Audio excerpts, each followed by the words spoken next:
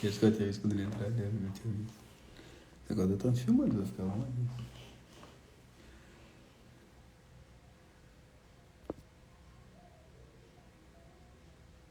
Olá pessoal, daqui a pouco tá chegando aí o Rogério Zoel Gomes. Vamos falar um pouquinho sobre o processo civil. Afinal de contas, não é muito a minha praia, mas processo civil é sempre um tema legal para poder atualizar, falar um pouco de teoria geral do processo, falar um pouco sobre espaço saneador. E essa é a ideia da live de hoje com Rogério Zoel Gomes. Vamos falar sobre espaço saneador. Eu também ainda ando meio perdido aí. Daí, Fabiano, tudo bem, parceiro? O livro ficou legal, hein? Campo Grande. Chegando o pessoal todo aí.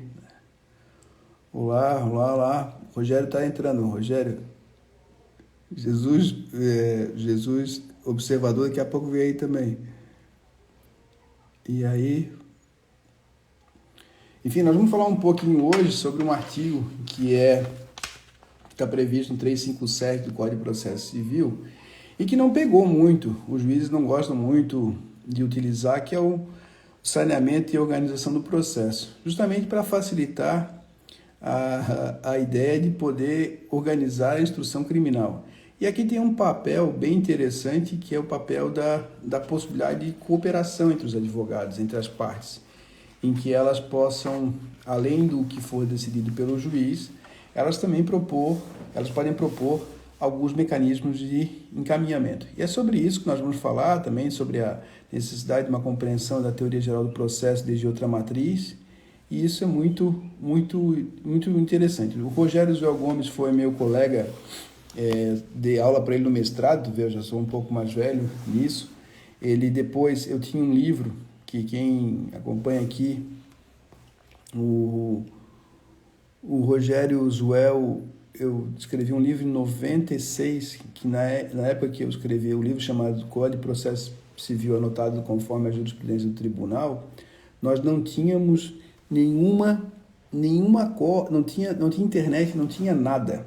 Tá baixo o áudio, vou fazer aqui então, vou aumentar um pouquinho o áudio, ver se melhorou um pouco aí, pessoal.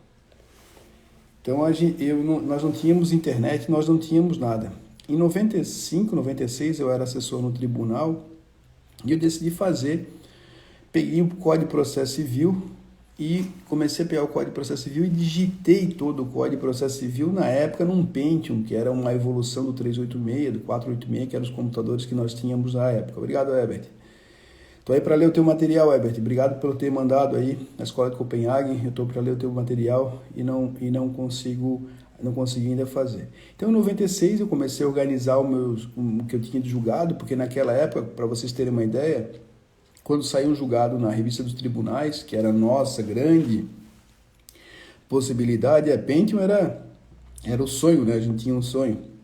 E aí, a ideia foi colocar tudo isso num livro. E saiu em 96 a primeira edição, depois nós tivemos a segunda edição em 2008, 98, aliás, quando eu já tinha passado um concurso. Esse livro era porque nós não tínhamos condições de pegar a internet, nós não tínhamos nenhuma pesquisa pronta. E aí, depois de muito tempo, eu passei no concurso, fui para lá, fui para cá, e o Rogério fez a terceira edição do livro, que contou com um prefácio muito, muito carinhoso do professor César Luiz Pasoldi, em que nós buscávamos continuar ajudando a vida dos advogados, dos profissionais, dos juízes, dos promotores, no exercício da função vinculada ao CPC. Mas aí mudou o código em 2015, e aí desde então o Rogério tem sido muito mais estudioso do que eu nessa matéria, eu acabei ficando muito tempo no crime, e aí surgiu a oportunidade de nós voltarmos a falar. Um advogado que eu respeito bastante, que eu gosto muito. Quando ele entrar, vocês vão ver que eles não têm muito cabelo, né? Mas eu também não posso falar muito, que eu já estou meio careca também, então ele vai, daqui a pouco, chegar aí para vocês tirarem um pouco de fazer um pouco de bullying conosco em relação ao cabelo. E aí, a grande sacada foi pensar, bom, o que tem de novidade do Código de Processo Civil em que nós não usamos? Eu acabo estando hoje um pouco melhor na turma recursal, mas na turma recursal, vocês sabem que a 9.099 é uma questão um tanto quanto difícil de poder de poder aplicar o CPC. Existe toda uma lógica diferenciada em que nós não usamos todos os dispositivos do CPC, senão não faria sentido, né? Afinal de contas, dizer que tem uma lei, um sistema do juizado especial e aplicar toda a legislação do CPC não faria muito sentido. E uma das coisas que eu sou muito curioso, e o Rogério pode nos auxiliar, é em relação justamente a como se faz essa questão do despacho saneador. Ele é um professor de processo civil que eu admiro e respeito. Então a gente vai falar um pouco sobre despacho saneador, essa novidade do Código 357 e seguintes do Código de Processo Civil, e não tem, perto do Rogério eu estou aqui, que é o cabeludo. Então ele vai chegar daqui a pouco aí, e vamos ver se vocês concordam comigo ou não, que afinal de contas isso não está. Daí, Vitor, tudo bem, cara? O Vitor entrou com um habeas corpus lá no Supremo Tribunal Federal, conseguiu uma decisão muito significativa para todos nós que pesquisamos processo penal. Parabéns aí, fundamentalmente por acreditar, né? Porque a tese do Victor era uma tese que era reiteradamente rejeitada pelo STJ, e ele escalou até o Supremo e conseguiu uma decisão. O Victor é advogado de Joinville. Enfim, boa parte do pessoal de Joinville está aí. O Rogério está enrolando, eu estou aqui, daqui a pouco vou pegar malabares, porque era para ele ter entrado já. E ele não entra. Eu vou pedir aqui para nossa backstage, perguntar para ele se ele já entrou ou não, porque a Carol tá aí, não fala com ele, pergunta para ele onde é que ele anda. Rogério acabou de entrar aqui. Oi, então vamos lá, Rogério, pede para entrar, tu pede para vamos lá. E agora coloquei na parada aí, então vamos lá. Vem, Rogério, de lado não, pô. Boa noite, meu caro. Deixa eu acertar aqui o negócio. Aí.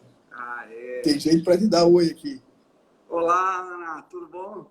Tudo certo? Tudo bom? Pô, satisfação ver um amigo com esse topete grisalho e eu não posso falar o mesmo porque não tem mais topete por aí. Aqui tá difícil o negócio, meu amigo. Aqui o campo tá uma estiagem, nosso cabelo dá para ver o fundo aí, ó. Dá para ver o fundo. Tá difícil. Mas, pô, eu estava contando pro pessoal aqui que a gente vai falar um pouco destoando do que, em geral, eu falo sobre tecnologia. E contei um pouco da nossa história do livro lá, que estava na 3ª edição, que mudou. Estava acompanhando. Tava aqui queimando. Agora vamos fazer uma votação no final para ver quem é mais careca. O levantamento vai ser rápido, né? O levantamento é rápido, depende do critério, né? Porque eu consigo falar aqui de cima, eu também já estou feio. E eu contei para eles que a gente estava falando, que nós vamos falar sobre esse despacho saneador e de preparação para o julgamento, que é uma confusão muito grande, né, Rogério? Então fala um pouco para nós aí como é que é, qual é essa perspectiva, o que tens visto nas decisões.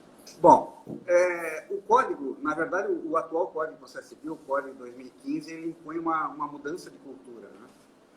Houve um número grande de alterações, de novidades, e para entender melhor, e eu acho que fazer valer essas novidades, eu tenho uma notícia triste, se é que isso é coisa nova, mas a gente precisa estudar a teoria geral do processo contemporâneo. Não tem jeito. Não adianta falar em contraditório como se falava 15 anos atrás. Né? Porque para entender o dever de cooperação, a garantia da não surpresa, né? O direito de influência, nada mais é isso do que o chamado contraditório substancial. Posso aproveitar, né, Rogério, só para aproveitar e dizer vontade, isso, que eu e você fomos criados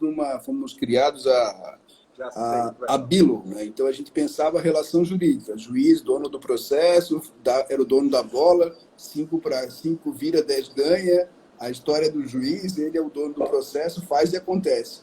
Quando há um giro na teoria do processo e se fala de um contraditório significativo ou de um contraditório substancial, o juiz passa a ser um dos players do processo, mas sem aquele protagonismo todo. E o que eu tenho acompanhado por parte da magistratura é uma incompreensão muito grande nisso. E acho que aí vai nesse mesmo caminho que você propugna. Exatamente, porque analisar a relação processual sob esse ângulo de que o juiz é o protagonista, o juiz é o destinatário da prova, né? Aquela coisa que a gente cresceu, a gente formou-se ouvindo isso, né?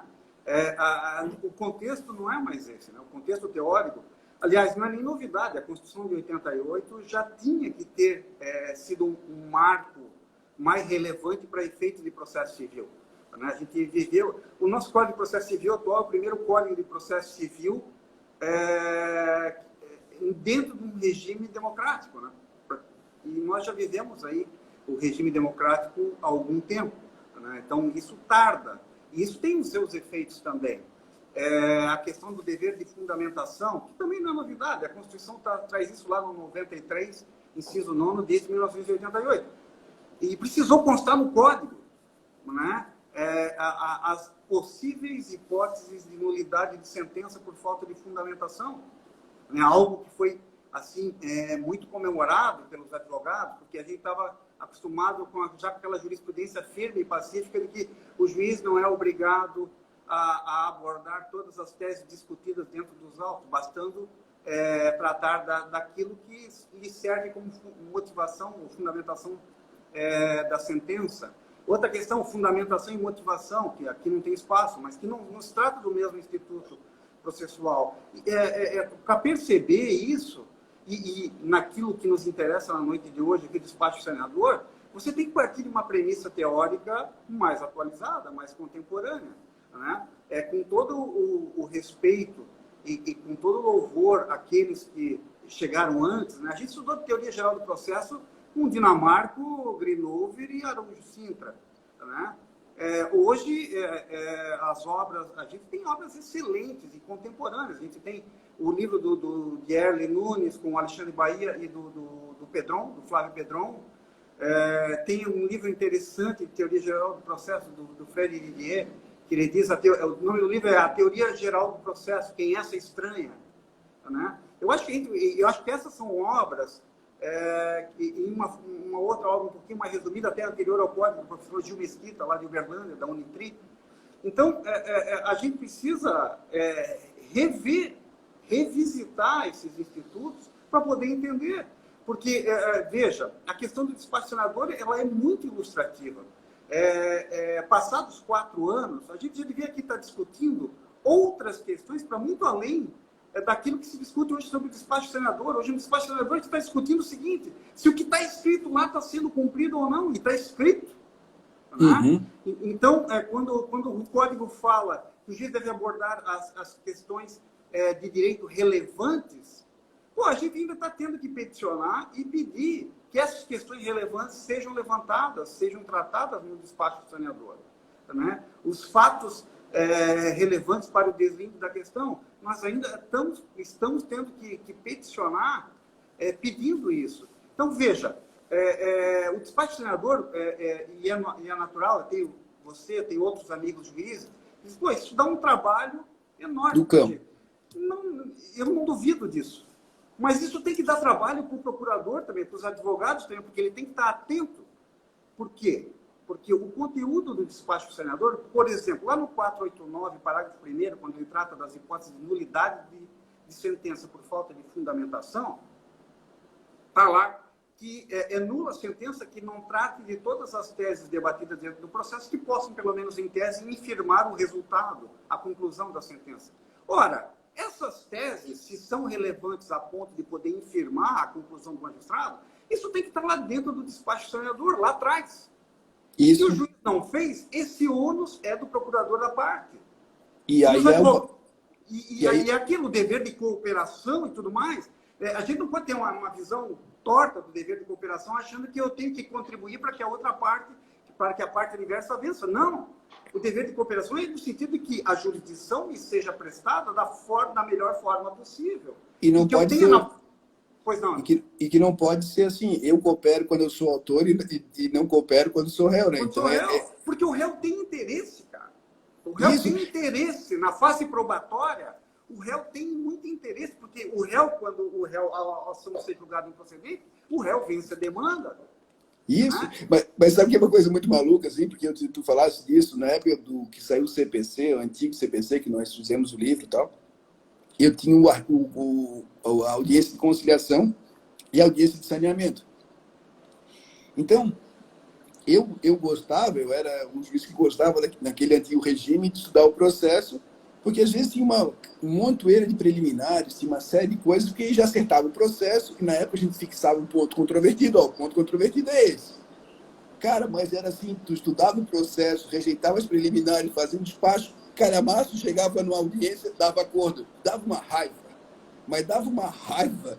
Por quê? Porque às vezes vem aquele montoeiro de preliminares que hoje em dia tu consegue fazer de uma maneira mais articulada, mas na época era computador, Word no máximo, tu não tinha nem condições de fazer bem alto texto. Eu me lembro de uma vez que era um processo assim, pô, isso não vai dar acordo, não vai dar acordo. Então eu fiz assim, porra, era para definir perícia, já tinha procurado o nome do perito, já tinha botado o nome do perito, fixado quesitos do juízo e deu um acordo. Então, assim, a mentalidade, o modo que a gente pensa da magistratura é que não serve.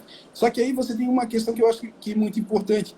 O juiz, durante a instrução, para conduzir, se ele faz um despacho senador decente, ele melhora a qualidade da instrução. De tudo. Todo mundo ganha com isso.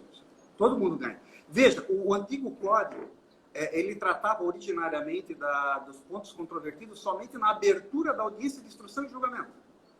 Né? A partir daquela reforma de 2002, alterou-se ali, se não me falha a memória, o 351, o 331, que tratava ali da audiência preliminar e se não houvesse acordo, se saneava o feito.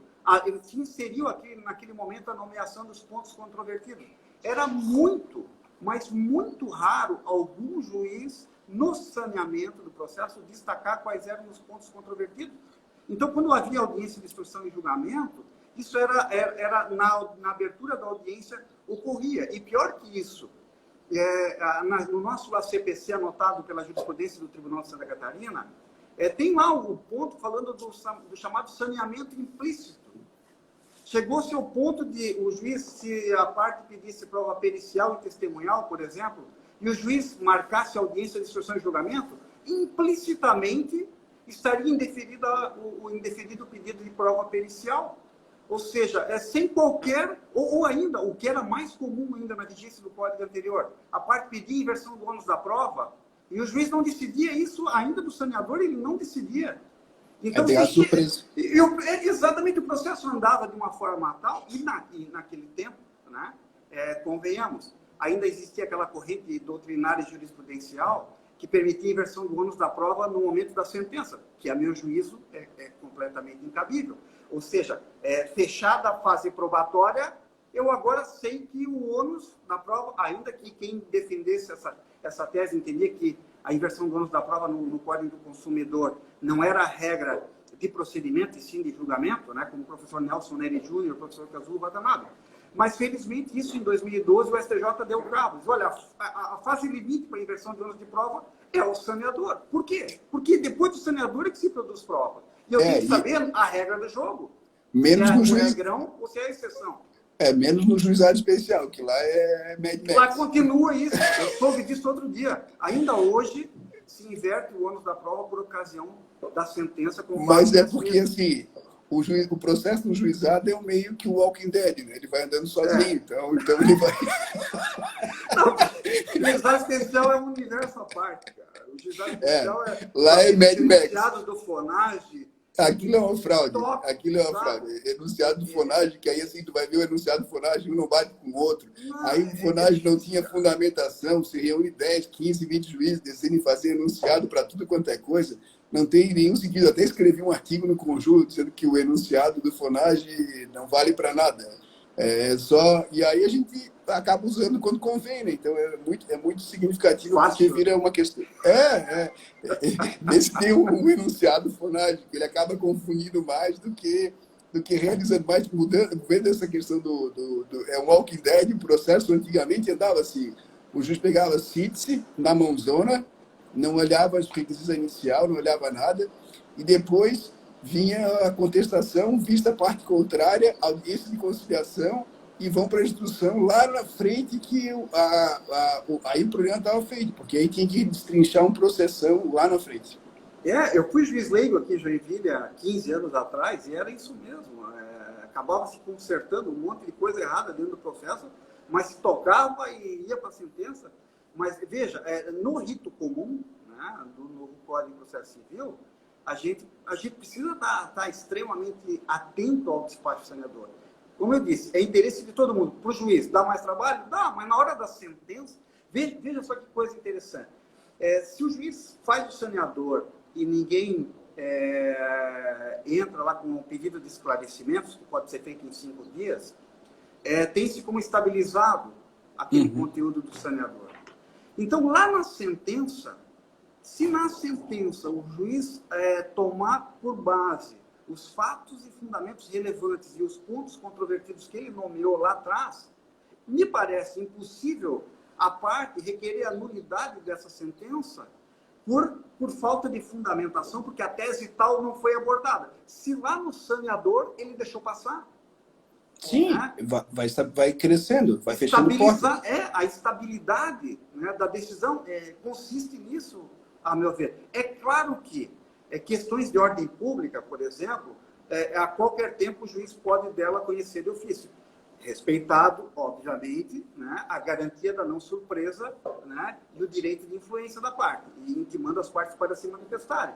Mas fora as questões de ordem pública, me parece muito difícil se poder anular uma sentença com base num quadro desse, em que o advogado lá atrás cochilou no saneador, né, ou ainda, pior, na audiência de instrução e julgamento, a gente sabe que são 3 testemunhas por fato, né?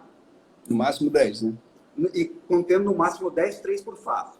Então, suponha que o juiz não trouxe uma determinada questão como ponto controvertido no despacho senador. Ora, o advogado tem que estar preparado para impugnar eventual indagação sobre algo que o juiz não teve como ponto em controvérsia, ou como questão relevante para o deslinde da questão, né? Então, é algo... Né, o processo demanda atenção constante das partes, o tempo todo. E tem seus ônus, se para o juiz sanear um feito na forma como dispõe a lei atualmente e dá mais trabalho, fiquem certos que para o advogado analisar, e ele vai ter que ler todo o processo novamente para perceber se realmente o despacho senador contempla todas as questões relevantes e todas as questões, os fatos que efetivamente são controvertidos. Lembrando também que o atual código trata como litigância de má-fé a parte querer debater fato tido como fato incontroverso. Está lá no artigo 80, inciso 1º, salvo engano meu. Então, isso tudo, veja, né, a gente tem que entender o processo como um todo. E para você ter essa visão como um todo, a teoria geral do processo ela é fundamental, e o domínio daqueles primeiros 15 artigos do Código de Processo Civil é fundamental, porque aquilo lá funciona como um farol para todo o conteúdo do Código. Sem perder de vista, obviamente, as garantias funcionais que foram ali trazidas para dentro do Código de forma expressa, né? Inclusive a razoável duração do processo. Isso é um outro ponto que um despacho de saneador bem feito pode auxiliar em muito, né? E nesse mesmo caminho, Rogério, a preocupação assim, o que o juiz valoriza mais? Ele vai adiar um problema quando ele não faz um despacho saneador adequado, porque na instrução vai querer perguntar A, B ou C. Não, o fato que tem para perguntar é esse. O resto que não tiver, o advogado tem que ter uma postura proativa de impugnar, ou seja, ele tem um ganho. Quando há uma designação de instrução e a audiência de instrução sem essa fixação, você torna a audiência um descampado. Não, ali você tem uns pontos bem fixados. E isso era fundamental. Eu fazia isso naquela época do 331, porque eu já tinha percebido que quando eu ia para a instrução, você acabava... Não, isso não é ponto controvertido, isso não é fato controverso, não é fato relevante. E acabou-se, um abraço para o gaiteiro. Nada de querer ficar inventando a última hora. O que acontece muitas vezes também, né, Rogério, aqui, eu já vi isso, e aí é um problema da parte também, que escolheu o seu procurador, que alguém comeu mosca, mas aí se comeu mosca é um ônus decorrente do exercício. E o trabalho do advogado é, mas doutor, esse aqui era fato relevante, ele não vai conseguir provar. Bom, você tinha advogado, o advogado não posso eu aqui, e isso que é muito interessante também, né? não tem um juiz que ficar tutelando nenhuma das partes. Uma coisa é reconhecer que não tem defesa, uma coisa é reconhecer que não tem habilidade, mas se o sujeito escolher um advogado e ele tem liberdade estratégica de poder buscar o caminho A, o caminho B, o caminho C, não é o juiz que vai dizer, ó, faça, vai por aqui ou vai por lá. O que faz com que muitas vezes você vislumbre que, ó, aqui vai dar ruim porque faltou isso aqui. Se tivesse pedido, quem sabe teria chance. Mas esse é o preço da jurisdição. Ou seja, o juiz aqui tem uma função sem ativismos nenhum. Eu sou um juiz que é quase um garçom. Dou a palavra para um, dou a palavra para outro. Não fico querendo atuar na tutela, na curatela de nenhum advogado, porque seria desconsiderá-lo como um profissional habilitado a exercer o que for melhor para a sua parte. Porque você também sabe, né, Rogério, e algumas vezes você precisa atuar de modo tal para que o seu silêncio, a sua omissão é relevante para o seu cliente. E aí o juiz não tem que ficar atuando. Exatamente. Eu tive um caso em 2018 muito interessante. Era um caso sobre tratava de improbidade administrativa e houve a decretação da restrição do direito. Todo o patrimônio foi disponibilizado de um dos réus. E a gente recorreu ao tribunal alegando que a medida coercitiva se baseava tão somente no perigo in mora, indícios muito fracos de improbidade e tudo mais. E o tribunal acatou e disse, realmente, só com base no perigo in mora não tem como, tem que ter um indício razoável de prova que aponte para improbidade. E aí, fechou o agravo do instrumento. O que aconteceu? No saneamento do processo, o magistrado saneou o processo e disse, olha, tenho como pontos relevantes as hipóteses previstas nos artigos 10 e 11 da Lei de Improbidade. Pô, o artigo 10 e 11 somados deve dar umas 30 condutas. 30 condutas. E a gente, obviamente, entramos lá com a simples petição, porque é assim que o código fala, dizendo o seguinte, olha, eu quero saber quais são as condutas cujas provas serão objeto lá na frente e eu quero saber quais são as condutas imputadas aí que Vossa Excelência entende como relevantes, né? Resultado, ele recebeu a petição como embargos declaratórios, até hoje eu não sei porquê, não deu vista a outra parte e deu provimento parcial, mas um provimento parcial contra o embargante, na medida em que eu pedi a especificação das condutas do 10 e do 11, ele acrescentou as condutas do 9º e do 12. O 12 trata só de pena, de penalidades, né, por improbidade. Veja, é um caso, assim, a gente olhando isso, pensando, pô, parece birra do magistrado. Eu pedi para ele fechar um pouco mais, deixar as coisas mais claras para a fase probatória, e ele abriu ainda mais e inseriu um dispositivo que não tem nada a ver com objeto de prova, que são as penas por improbidade. E aí, falando de jogos, né, é um assunto que é muito caro, não houve réplica do Ministério Público naquele caso. E naquela época, não havia ainda aquela taxatividade mitigada do agravo de instrumento que o STJ, no tema 988, posteriormente consolidou. E no prazo para o requerimento de provas, eu fiquei quieto, porque o tribunal já tinha dito que não tinha prova, né? Esperei até o último momento e, passado o prazo dado, se não me engano eram 15 dias, o Ministério Público também não requereu provas, ou seja, não fez réplica e não requereu provas. E por que eu deixei? Eu deixei porque naquela época não tinha questão da taxatividade mitigada, caberia um mandado de segurança ali por cerceamento e defesa, me parece que de forma clara. Mas não, pô, se nesse caso, é o seguinte, Estabilizou. Você põe a viola no saco e deixa o barco andar. Por quê? Porque se o tribunal já tinha dito que não tem a prova, ainda tivesse uma sentença lá na frente, não foi produzida prova nenhuma por ninguém, né? O estado de prova permaneceu igual, né? E deixa o barco correr. Para fechar, a ação foi julgada improcedente e acabou dando certo da mesma forma. Mas veja, às vezes é interessante fazer o que você falou, né? O player, né? A parte, ela tem que estar atenta, porque há casos em que talvez não seja interessante ela levantar essa lebre, principalmente se for réu, né? Principalmente se for réu, né? Porque essa é uma preocupação que me parece que é mais pesada para o lado do autor, né? Ficar atento aos quais são os fatos que não foram alvo de controvérsia, quais são as questões de direito relevantes. Olha, as questões de direito relevante nada mais são do que o resultado do embate argumentativo entre autor e réu, né? Para ver o que é. Né? E aqui um outro ponto interessante, e eu tenho alguns vídeos publicados no meu canal do YouTube, são só vídeos sobre despacho senador no momento. E num desses vídeos, o professor Manuel Caetano, da Federal do Paraná, gente boníssima, me fez uma indagação interessante. Olha, vamos supor que o autor peça a nulidade de um determinado ato. Ele tem arguido coação, ou se não for acatada a coação, ele tem arguido lá o erro. Né? E no saneamento do processo, o juiz tratou só da questão relativa à coação. Como fundamento, o que vai se produzir daqui para frente é para verificar se houve ou não coação. Ora, eu, como réu, ficaria na minha. Né? E qualquer questão relativa a erro, né, eu impugnaria na audiência de instrução e julgamento, ou eventual perícia, até se fosse o caso. Né? Mas veja, o advogado tem que estar ciente desse jogo, para poder usar ou não, né, a prerrogativa. Né? Mas o ônus de tomar conta do processo de forma atenciosa, esse ônus é de todo mundo, inclusive do juiz. E aí, nesse sentido, o que eu vejo também acontecer muito é que tinha uma prática antiga, por exemplo, na contestação e no modo de peticionar, que hoje precisa ser muito mais claro. Né? Você tem que, uma contestação não pode ser uma contestação que vá falando, tem que pontuar os pontos relevantes da petição inicial, tem que devolver um a um.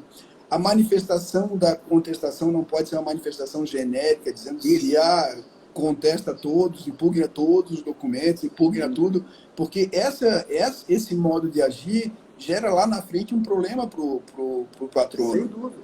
Então, aquilo que você fala de poder estudar o processo e dominar, ele também significa, hoje em dia, tu falasse uma mera petição.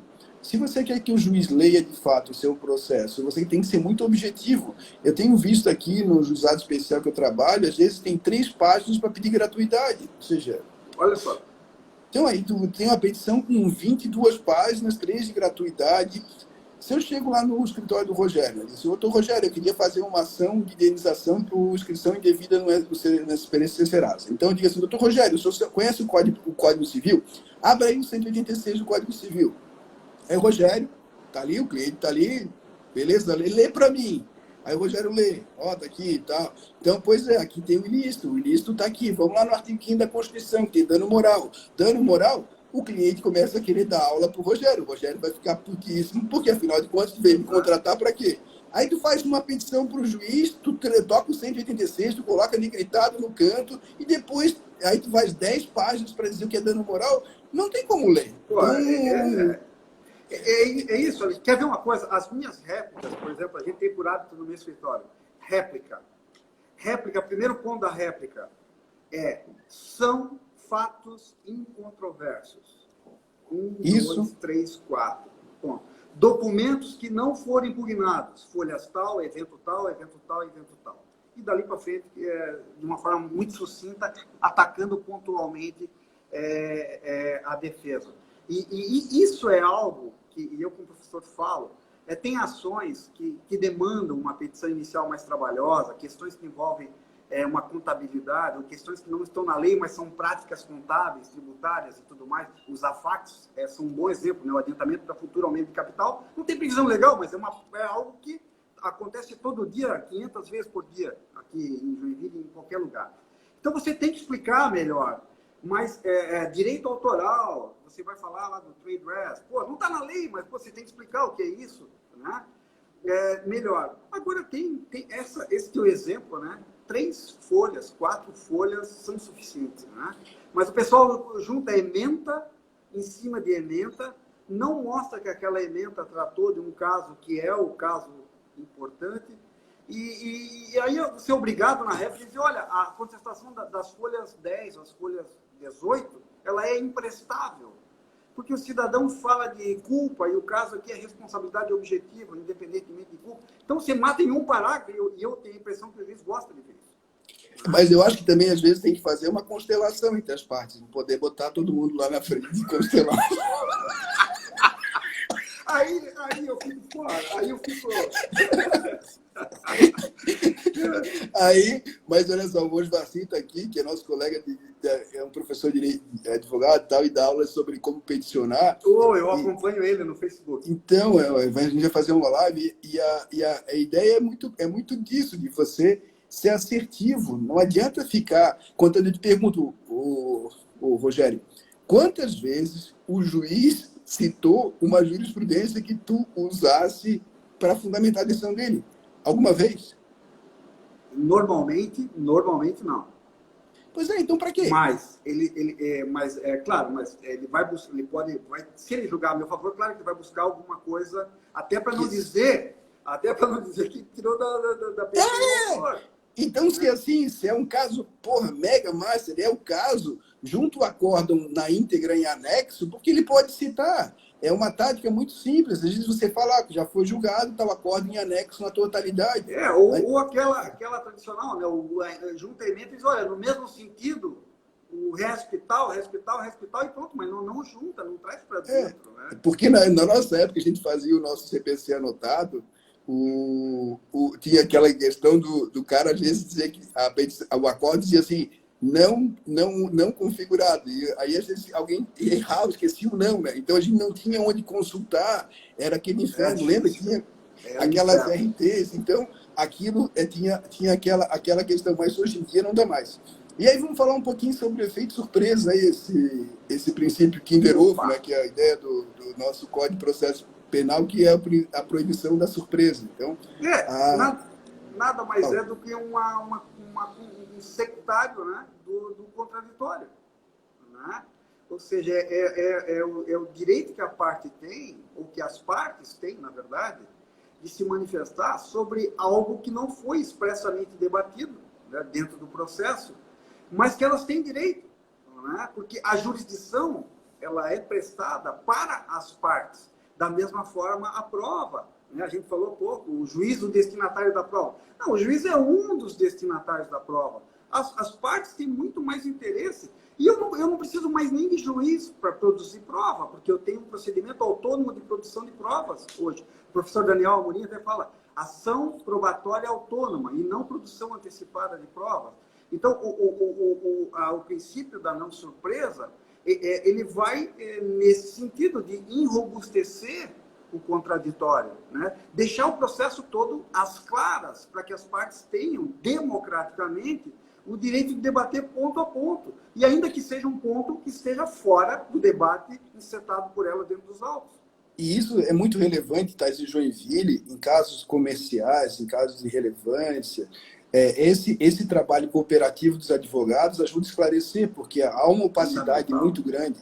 Então, assim, essa cooperação, que em geral é tida como uma atividade quase que entregando os pontos, ela é fundamental. Eu não tenho como julgar ações de grande porte, porque a gente não tem, de fato, informações. Eu me lembro que eu julguei um caso aí que era de boa-fé objetiva, que, aliás, tem aquele livro, tem que reeditar aquele livro. Está quase pronto. Está quase pronto. Eu citei ele ontem ainda, que a gente está fazendo um livro sobre acordo de não persecução penal, e lá fala sobre boa-fé. Aí eu peguei lá o Rogério Zuel Gomes, botei lá na questão. Obrigado. Está em 2012, né? Então tem que aí já tá bonitinho. Então tem que ir adiante. E nessa cooperação, eu me lembro que quando saiu o CPC, fui falar num congresso sobre negócios processuais. E, cara, 190. era assim, uma coisa assim, quando eu falava de negócios processuais, os caras diziam, mas só tem acordo. Não, tem um monte de coisa. E aí o maior desespero era falar para os juízes que as partes podiam dispor sobre o procedimento, e aí o cara dizia assim, mas como que eu vou aceitar um troço desse? Eles podem. Pode, cara. O artigo 190 é muito claro nesse sentido. Direitos disponíveis. Olha só, eu tenho um outro caso aqui. A gente protocolou um acordo parcial de uma ação, e lá no acordo dizia, olha, a decisão, a gente vai cumprir o acordo após o trânsito em julgado da decisão que homologar o acordo. Né? E depois, posteriormente, então veio a decisão e homologou. E o processo seguiu na outra parte. Mas não extinguiu o feito, porque não era o caso, ali era uma questão acessória. E a gente, e aí conversando com a juíza, tentando convencê-la a expedir uma certidão de trânsito de julgado, que não cabia ali, depois a gente viu isso. Então, o que a gente fez? A gente fez uma espécie de um termo de certificação, que é muito comum no direito norte-americano. Nós informamos ao juízo que ali onde a gente disse coisa julgada, na verdade era preclusão. Era o formal, preclusão. né? Exato. Então, e aqui tem uma outra questão, se tu me permite indicar um livro, eu não ganho nada, né? Mas é do professor Antônio do Passo Cabral, que fala sobre estabilização de decisões do processo. Estabilização como gênero, do qual espécies são preclusão, coisa julgada. Né? Isso, o novo código trata muito sobre isso, da estabilização da jurisprudência. Então, a gente precisa, é aquilo, né, Alexandre? A gente precisa estudar e precisa compreender novos institutos. Então, naquele nosso caso, o que a gente fez? A gente fez uma espécie de termo de certificação, em termo de implemento do acordo, né? Dizendo, olha, excelência, ali onde a gente falou coisa julgada, na verdade, a gente queria dizer preclusão, porque a decisão ali não há se falar em trânsito julgado daquele tipo de decisão, por isso e por aquilo. E esse livro me ajudou muito nesse ponto. Então, o advogado ele tem essa... as partes, os advogados, eles têm que trabalhar nisso. Todo mundo acha legal ver filme de advogado norte-americano, mas na prática ninguém quer fazer muito do que eles fazem, e tem muito disso de cooperação. Né? Eu fazer um acordo e dizer, olha, se tiver problema lá na frente, quem vai resolver isso aqui é o perito, e é o perito tal. Cara, o que o juiz vai fazer além disso? O juiz não vai dizer que não é esse o perito. É de confiança dele. Não tem essa. As partes chegaram a essa conclusão. Eu sei o que eu estou dizendo. Se eu estou falando de ferro fundido, da composição do ferro fundido, eu sei quem é o perito para dizer o quanto desse material tem, o quanto não tem, se isso vai enferrujar, lá, vai oxidar ou não. E para isso, eu e o meu fornecedor vamos aqui fazer um termo e dizer, olha, se tiver problema aqui, quem vai decidir isso aqui é o perito tal, e o que ele decidir, as partes têm que cumprir, e pronto, eu não preciso do juiz para isso. Né? Como eu disse há pouco, eu não preciso do juiz, mas nem para produzir prova. Não existe uma ação autônoma, para usar a terminologia do professor Daniel Amorim, uma ação autônoma probatória. Eu posso produzir a prova e guardar a prova no bolso e ir embora. Acabou-se. O juiz não vai dizer se eu tenho razão ou não. O juiz só vai dirigir a produção da prova, como se fosse dentro de um processo, mas eu não preciso fazer nada com aquela prova. Né? Então, eu posso fazer isso fora, inclusive. Nós tivemos um outro caso aqui, num condomínio, em que a construtora e nós, representantes do condomínio, nós fizemos um termo à parte. Dizer, olha, o perito é esse aqui, e nós vamos acatar o que ele vai dizer. E o que ele vai dizer está dito e vale como título executivo, e acabou. Né? Então, esse novo perfil de advocacia, ele tem que ser trabalhado, e só vai ser trabalhado mediante muita leitura. A gente tem que se atualizar. Né? Outra questão, né? No direito empresarial, temos agora o chamado Dispute Board, que é um conselho de resolução de demanda interna, previsto em acordo de acionistas ou até mesmo no Estatuto Social da empresa. Ora, o que aquele conselho decidir, está decidido e acabou. Nós estamos falando de direito disponível. Para que eu vou incomodar lá o seu juiz com as suas pilhas de processo, se aqui nós estamos tratando de direito disponível? Então, o advogado ele tem que saber disso para poder criar essas alternativas. E isso é uma nova teoria geral do processo. Essa coleção que tu mostraste em processo civil, ela é muito legal. Assim, tem o livro da Sofia Temer, tem livro... a intervenção de terceiro da Sofia Temer, não li ainda. Tem o livro da Class Jackson que ela fez também, que é nessa coleção. Então, a coleção tem umas outras coisas, por exemplo, que foi escrito pela... Putz, me fugiu o nome dela agora, que é a utilização do venire contra factum próprio no processo. Ou seja, é um mecanismo ótimo para poder entender estabilidade, comportamento contraditório, que redunda em má-fé, o dever de mitigar o próprio dano, que também é um dever agora das partes na unidade. Exato, e, enfim... O meu livro, a segunda edição, eu trato disso. Sucresso. Então, tem muita coisa que hoje em dia ela estava lá escondida no direito civil, que veio para o processo penal e pode ser utilizado, mas se você não sabe que ela existe, você não tem como usar. Exato.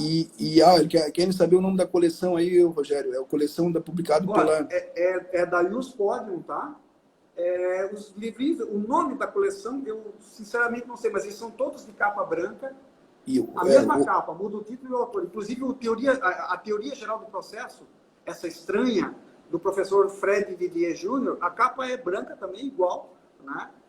e aí, E é uma coleção extremamente interessante, eu recomendo muito. Mas, antes de tudo, eu sugiro teoria geral do processo, porque a gente precisa tá atualizando. Isso abre muito a cabeça do advogado. Eu falo aqui, a gente sabe que tem muito advogado nos vendo, e para a gente, o que tu falou, só se vai ter acesso a novas soluções se você for buscar novas fontes de informação. Então, o dever de mitigação de dano, a doutrina do terceiro cúmplice, as relações contratuais relacionais, isso não está em manual.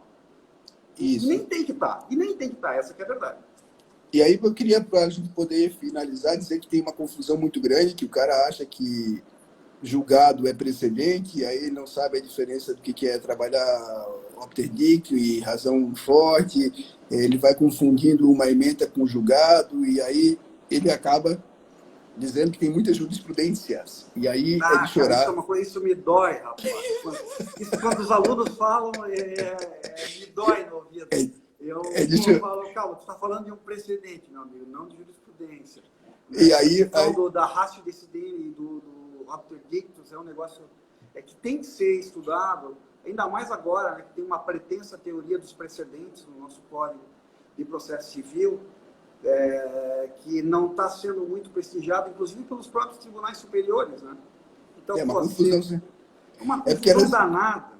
Que era assim, era um civil law, aí trouxeram um common law, virou uma confusion law. Então, isso, sabe, cara? Então, e aí os juízes também vão, aquilo que falou, eu pego aqui, me aproveita o entendimento e...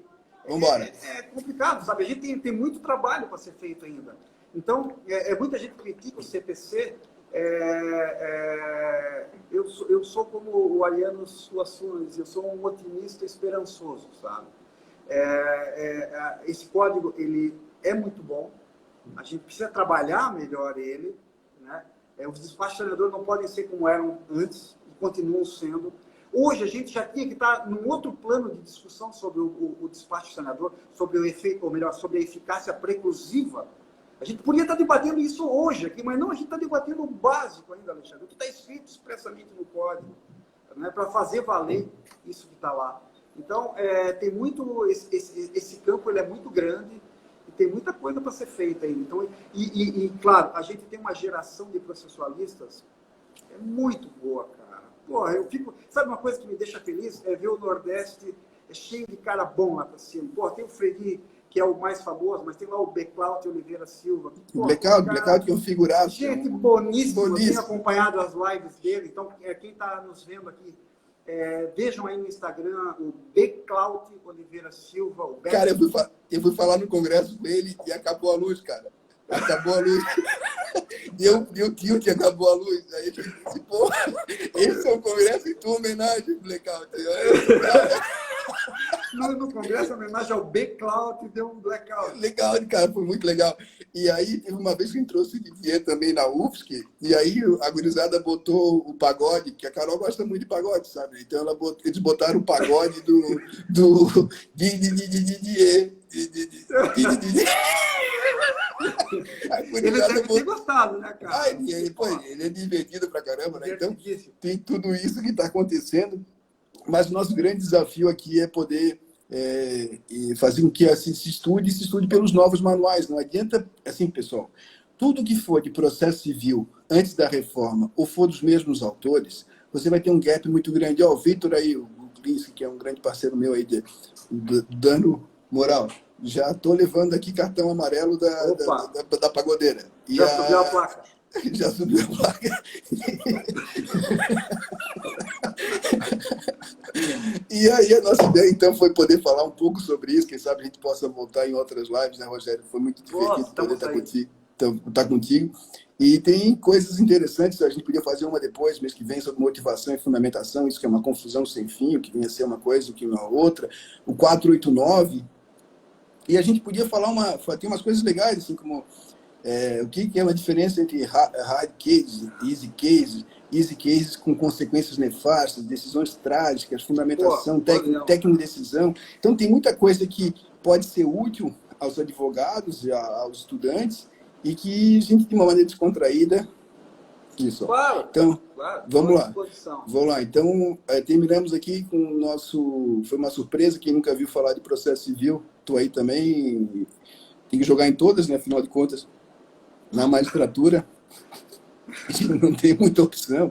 Mas, assim, cara, então, o que é o nosso desafio, então, para terminar? Eu tô no 9.099, cara, e eu não sei como é que funciona aquele troço. Assim, tanta... Pouca gente sabe. Acho que ninguém sabe, na verdade, né?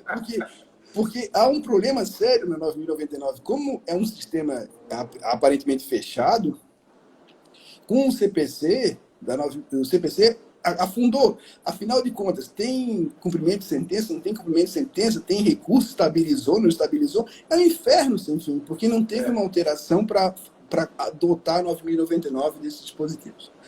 Mas então, é isso Meu aqui. caro, um abração para você. Estou sendo chamado aqui, Ana. estou sendo chamado para o Eu vinho. também estou indo para casa agora e vou... Pô, tá indo para casa agora? Então vou suspender o teu trabalho. Obrigado pela live. Um abraço, obrigado, pessoal. Alexandre. Abraço a todo mundo e muito obrigado aí, pessoal. Tchau, tchau. Um abraço. Abraço. Eu acho que ele estava na sala, que era